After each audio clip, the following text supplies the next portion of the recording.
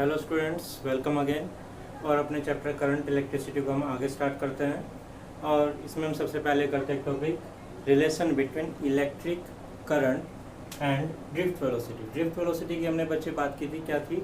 Average velocity gained by electrons in a conductor on the application of external electric field. और भी हमने पहले भी पढ़ा है कि इलेक्ट्रिक करंट क्या होती है? Rate of flow of charge. और कंडक्टर्स के अंदर हमने लास्ट वीडियो में डिफाइन किया था कि चार्ज कैसे फ्लो होता है? In the form of free electrons. तो इलेक्ट्रॉन्स फ्लो कर रहे हैं तो उनके मोशन से, उनकी वेलोसिटी से करंट का कोई ना कोई रिलेशन तो होगा ही। वो रिलेशन हम ड्राइव करते हैं बच्चे। Let us consider a conductor of length L and cross section area A. Suppose in this conductor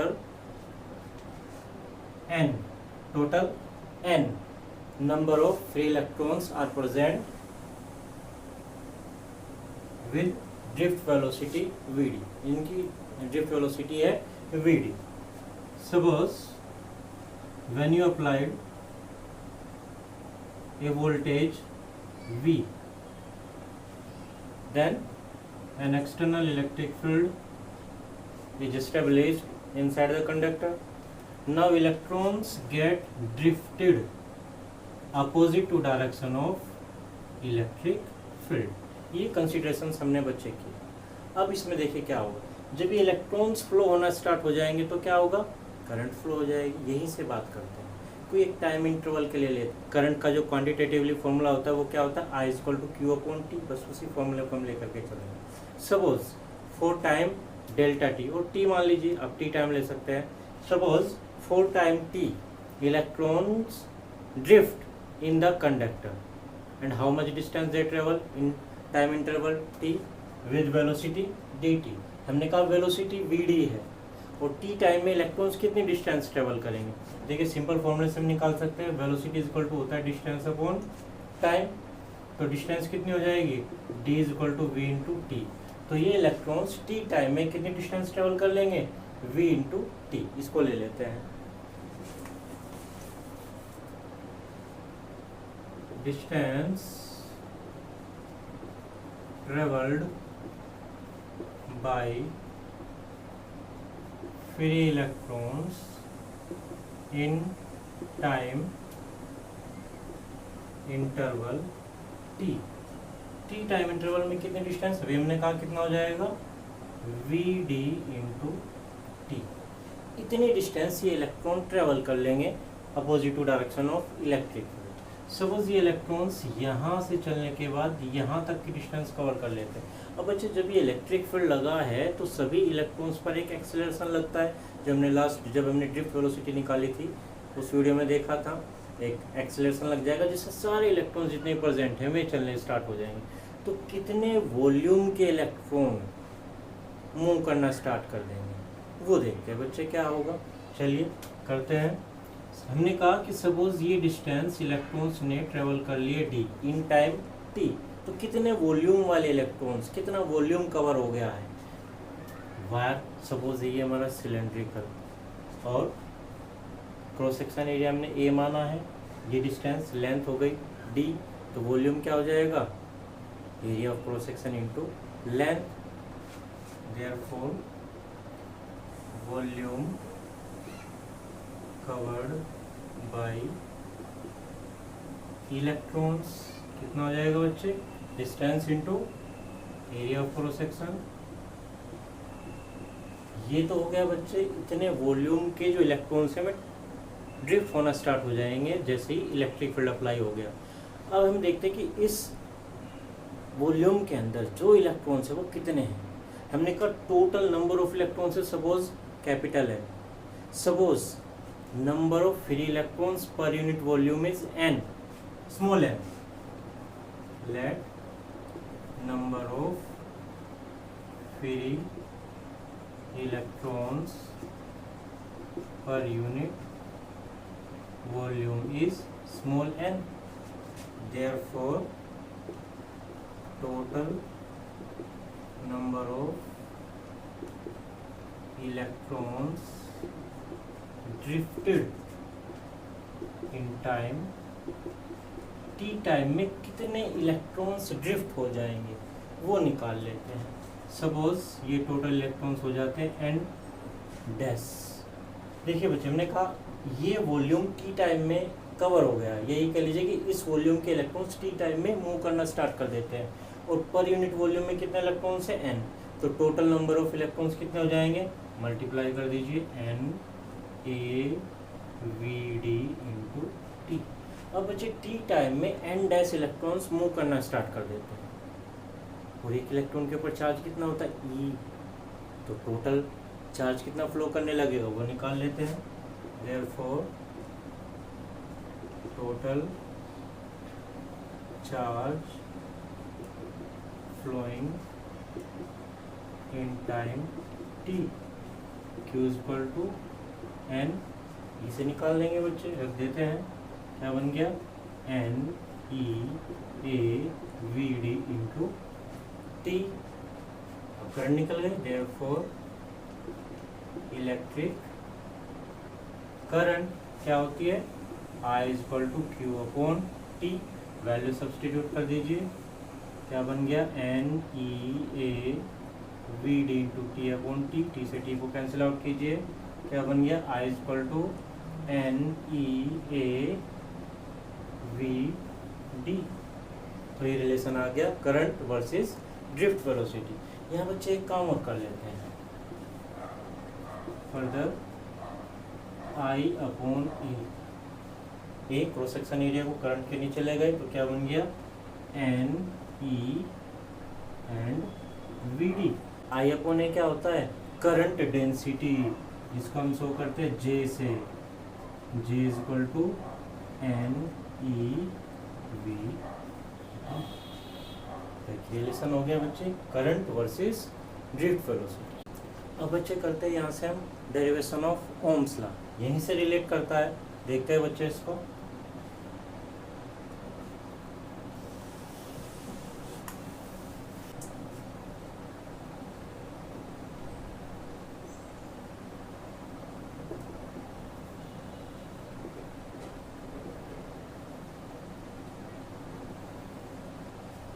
Ohm's law को देखिए कैसे निकालेंगे बच्चे। अभी अभी हमने एक रिलेशन निकाला current versus drift velocity, I is equal to N E A V D. और बच्चे आपने लास्ट वीडियो में ड्रिफ्ट वेलोसिटी के लिए भी एक रिलेशन निकाला था, वो क्या था हमारा, V D is equal to E E by M into tau. अब आपको क्या करना है, इन दोनों इक्वेशंस को मिक्स कर देना है। क्या करें, सपोज ये इक्वेशन 1, ये इक्वेशन 2, वी डी का वैल्यू इक्वेशन 1 में हम सब्सटीट्यूट कर देते हैं, from equation 1 and 2, I is equal to N E A, we d का वैल्यू रख दीजिए e by M into tau, क्या बन गया I is equal to N E square A.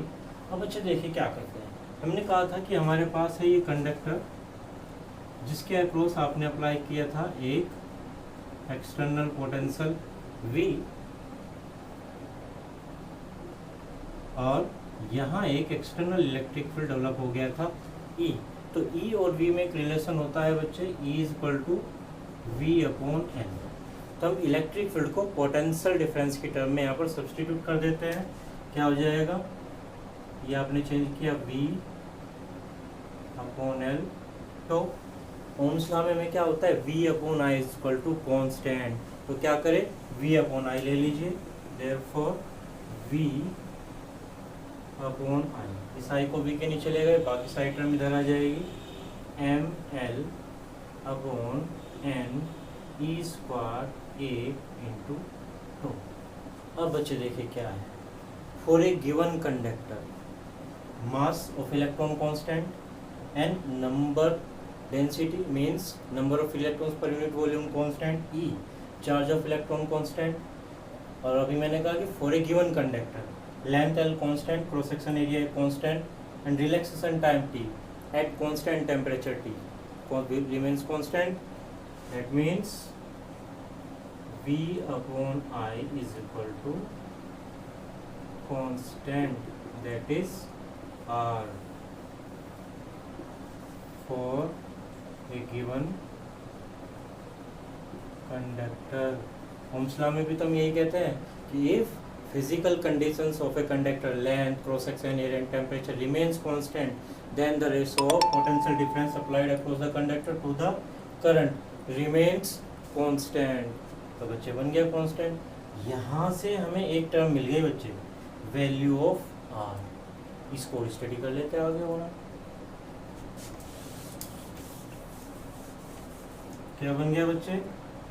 R is equal to ml upon n E square A tau. अगर बच्चे आप यहाँ से रेजिस्टिविटी भी साथ साथ फाइंड कर ले, रेजिस्टिविटी वो क्या होती है? Rho is equal to r a upon l. ये भी हमने एक वीडियो में निकाला हुआ है. वैल्यू सब्सटीट्यूट कर देते हैं आर के लिए, M L N E square A tau. L से एल कैंसिल आउट हो गया, ए से कैंसिल आउट हो गया, तो क्या रह गया? Rho is equal to m upon N E square tau. अब बच्चे देखिए, रेजिस्टिविटी वाले रिलेशन में ना तो लेंथ आई है ना ही क्रॉस सेक्शन एरिया आया है. Means resistivity of a conductor free from the length and cross section area. Means हमने वहाँ पहले भी कहा था कि resistivity depends only the nature of material of conductor, not its length, not it's cross section area, not it's size. तो बच्चे देखिए, रेजिस्टिविटी यहाँ पर एक टर्म आ गई है जिसके ऊपर ये डिपेंड कर रही है रिलैक्सेशन टाइम. तो रेजिस्टेंस भी for a given conductor and resistivity भी. रिलैक्सेशन टाइम में आपको याद हो बच्चे, लास्ट वीडियो में हमने पढ़ा था, क्या कहा था? ये इलेक्ट्रॉन सपोज मूव कर रहा है कंडक्टर के अंदर, किसी एक से कोलिजन के बाद दूसरे एटम दूसरे आयन के साथ कोलिजन करेगा, फिर वहाँ से किसी दूसरे के साथ कोलिजन करेगा. तो हमने क्या कहा था? The time taken between two successive collisions, the time taken between two successive collisions by an electron is called relaxation time. अब बच्चे हमने क्या किया? हमने कंडक्टर का टेम्परेचर इंक्रीज किया. जैसे हम टेम्परेचर इंक्रीज करेंगे तो इलेक्ट्रॉन्स की थर्मल वेलोसिटी इंक्रीज होगी. मींस, और वो थर्मल वेलोसिटी किसके ऊपर इम्पोज रहती है? एक्सटर्नल इलेक्ट्रिक फील्ड जो उसके ऊपर एक्सेलरेशन लगाता है उसके ऊपर इम्पोज हो जाएगी. Means net velocity, drift velocity electrons की इंक्रीज हो जाएगी. और साथ ही साथ जो आयंस, जो एटम्स है, उनका वाइब्रेशंस भी इंक्रीज हो जाएगा. मींस दो कोलिजन्स के बीच का टाइम डिक्रीज हो जाएगा. डिस्टेंस तो डिक्रीज होगी ही, साथ ही साथ ड्रिफ्ट वेलोसिटी इंक्रीज होने से टाइम भी डिक्रीज हो जाएगा. मींस रिलैक्सेशन टाइम डिक्रीज हो गया. रिलैक्सेशन टाइम डिक्रीज हो जाएगा तो रेजिस्टिविटी रो इंक्रीज हो जाएगी, रेजिस्टेंस इंक्रीज हो जाएगा. Means for conductors with increasing temperature resistivity and also resistance increases. Temperature के साथ साथ रेजिस्टिविटी और रेजिस्टेंस दोनों इंक्रीज हो जाते हैं. अब देखिए, एक छोटा सा एग्जांपल मैं ले लेता हूँ, ग्राफ के थ्रू बताता हूँ आपको. सपोज कॉपर की मैं बात करता हूँ. कॉपर मेटल हमारे पास है, इधर मैं रेजिस्टिविटी की बात करता हूँ, इधर मैं सपोज टेम्परेचर की बात करता हूँ.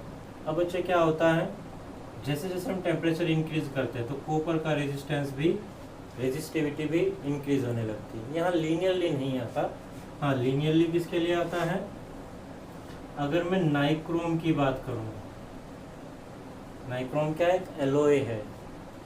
रेजिस्टिविटी, टेम्परेचर, तो इसके लिए एक स्ट्रेट लाइन आती है. नाइक्रोम जो हमारा एलओए है, निकिल और क्रोमियम से मिलकर बना होता है.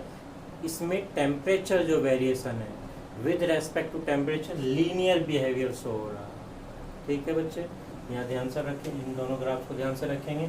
और ये जो रिलेशन हमने निकाला है, V upon I equal to M L upon N E square A tau, यही बच्चे हम इसमें थोड़ा सा और चेंज कर लेते हैं. देखिए क्या क्या हम चेंज कर सकते हैं. इस फॉर्मूले को देखते हैं.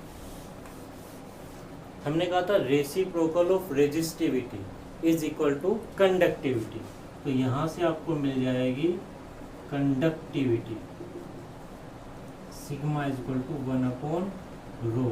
सिग्मा इज इक्वल टू क्या बन गया? N E square tau by M. यहाँ से आपको कंडक्टिविटी भी मिल जाएगी।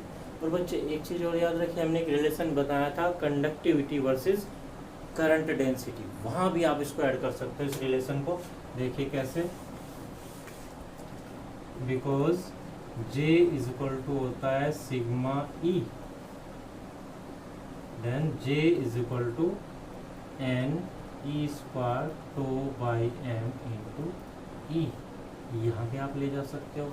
एग्जाम में पूछा गया है क्वेश्चन भी बार बार क्या करते हैं, कभी तो डायरेक्ट ओम्स लॉ के बारे में पूछ लेता है, मीन्स रो का वैल्यू पूछ लेता है, कभी वो कंडक्टिविटी की टर्म में आंसर को पूछ लेता है, कभी current density versus relaxation time के बीच रिलेशन निकाल सकता है। मीन्स आपको लेना इन दोनों इक्वेशंस को ही है, और जहाँ पर भी वो कहे आप वहीं पर क्वेश्चन को स्टॉप कर दें। ठीक है स्टूडेंट्स, अभी हमने कहा कि जो हमारा रेजिस्टेंस है, जो हमारी रेजिस्टिविटी है, कंडक्टर्स की टेम्परेचर के ऊपर डिपेंड करती है।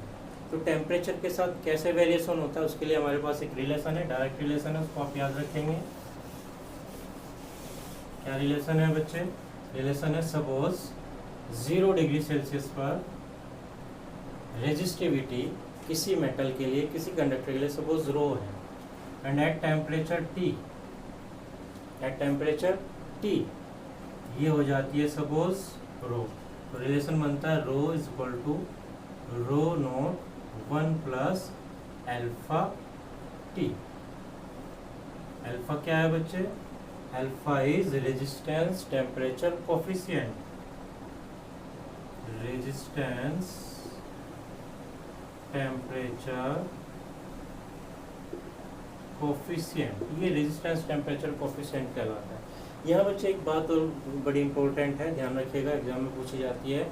मेटल्स के लिए तो टेम्परेचर इंक्रीज होने पर रेजिस्टेंस इंक्रीज होता है, लेकिन अगर हम बात करते हैं सेमीकंडक्टर्स की, सेमीकंडक्टर्स में जस्ट रिवर्स होता है। अगर आप किसी सेमीकंडक्टिंग मेटल का टेम्परेचर इंक्रीज करते हो तो उसकी रेजिस्टिविटी डिक्रीज होती है, कंडक्टिविटी इंक्रीज होती है। ऐसा क्यों होता है? जैसे ही हम किसी सेमीकंडक्टर टेम्परेचर इंक्रीज करते हैं तो उसमें कोवैलेंट बॉन्ड्स ब्रेक होना स्टार्ट हो जाते हैं और उसमें इलेक्ट्रॉन होल पेयर्स फ्री हो जाते हैं, मीन्स मोर चार्ज कैरियर्स। तो क्या होगा, जब ज़्यादा चार्ज कैरियर प्रोड्यूस होंगे तो इजीली करंट फ्लो हो जाएगी, करंट स्टार्ट हो जाएगी फ्लो करनी और ज़्यादा, जिससे उसकी रेजिस्टिविटी डिक्रीज हो जाएगी, कंडक्टिविटी इंक्रीज हो जाएगी। तो यहाँ ध्यान रखिएगा बच्चे, फॉर मेटल्स अल्फा होता है positive, temperature resistance coefficient for metals for conductor is positive, and for semi conductors alpha is negative, resistance temperature coefficient for semiconductor is always negative. यहाँ नेगेटिव आ जाएगा, मीन्स टेम्परेचर इंक्रीज होगा तो क्या होता है रहेगा, रेजिस्टिविटी डिक्रीज होती चली जाएगी। ठीक है स्टूडेंट्स, अब हम एक बात और करते हैं, ये जो हमारा नाइक्रोम होता है, जो हमारे एलॉय होते हैं, इनका रेजिस्टेंस एक नॉर्मल मेटल के रेस्पेक्ट में कुछ ज़्यादा होता है। वो क्यों होता है उसके बारे में देख लेते हैं बच्चे। जो हमारा नाइक्रोम है ये एक एलॉय होता है बच्चे, किसका? Nickel and chromium. निकिल कैसा रहता है? जिसके ऊपर 2 पॉजिटिव चार्ज रहता है, क्रोमियम जिसके ऊपर 3 पॉजिटिव चार्ज रहता है। मीन्स दोनों आयंस का साइज डिफरेंट है, एक छोटा साइज है, एक बड़ा साइज है। मीन्स इस तरह से स्ट्रक्चर कैसी बनेगी, ये स्ट्रक्चर रहेगी सपोज हमारे किसी एलॉय की, एक रेंडम स्ट्रक्चर बन जाएगी। मीन्स जब इलेक्ट्रॉन ऐसे एलॉय के अंदर मूव करेगा तो उसको रेंडम कोलिजन मिलेगा, एक यूनिफॉर्म कोलिजन ना होकर के एक रेंडम कोलिजन होता रहेगा। कहीं बड़ा आयन है, कहीं पर छोटा आयन है, तो रेंडम कोलिजन होने से कोलिजन होने की जो प्रोबेबिलिटी है वो इंक्रीज हो जाएगी, जिससे इनका रेजिस्टेंस और हाई हो जाता है। ठीक है स्टूडेंट, तो एलॉयज में हमेशा यही प्रॉब्लम आती है कि जब 2 या 2 से ज़्यादा मेटल्स मिल करके एक एलॉय बनाते हैं तो सबका साइज डिफरेंट होता है और एक रेंडम कोलिजन होने लगता है इलेक्ट्रॉन्स का, जिससे रेजिस्टेंस इंक्रीज हो जाता है, रेजिस्टिविटी इंक्रीज हो जाती है। एक क्वेश्चन और करते हैं बच्चे यहाँ पर, मोबिलिटी।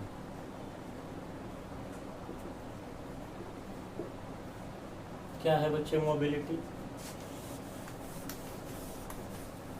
ड्रिफ्ट वेलोसिटी के लिए हमने कहा था बच्चे, डेफिनेशन की अगर हम बात करें, drift velocity is the average velocity gained by free electrons on the application of external electric field. Means जब आप एक्सटर्नल इलेक्ट्रिक फील्ड लगाते हो कंडक्टर के ऊपर तो इलेक्ट्रॉन्स को एक एवरेज वेलोसिटी मिल जाती है opposite to electric field. That means drift velocity of free electrons in a conductor is directly proportional to applied external electric field.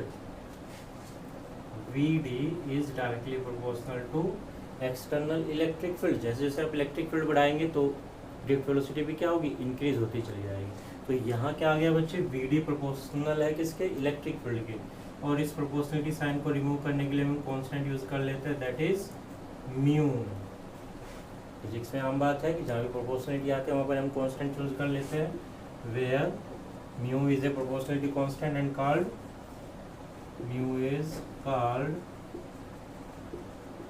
Mobility of free electrons. ये इलेक्ट्रॉन्स का मोबिलिटी कहलाता है। तो बच्चे क्या करें, mu is equal to Vd upon E, ये बन गया। यहाँ से आप इसकी यूनिट बना सकते हैं, यहाँ से आप इसकी डायमेंशन बना सकते हैं, यहाँ से आप इसकी डेफिनेशन बना सकते हैं। यूनिट क्या बन जाएगी, वेलोसिटी का यूनिट क्या होता है बच्चे, मीटर पर सेकेंड। इलेक्ट्रिक फील्ड का होता है वोल्ट पर मीटर। तो क्या बन गया, metre square volt inverse second inverse.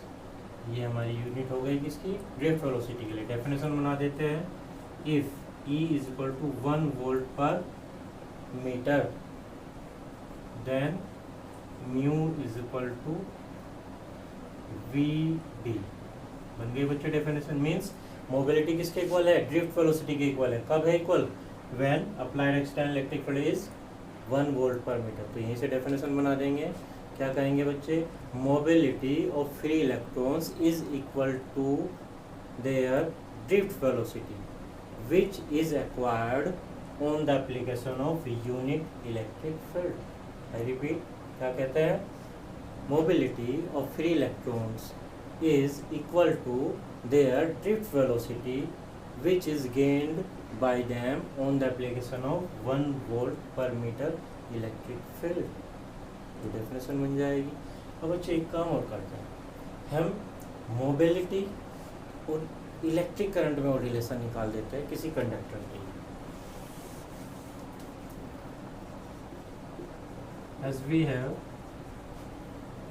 I is equal to N E A Vd। Vd कितना है, म्यू E, बिकॉज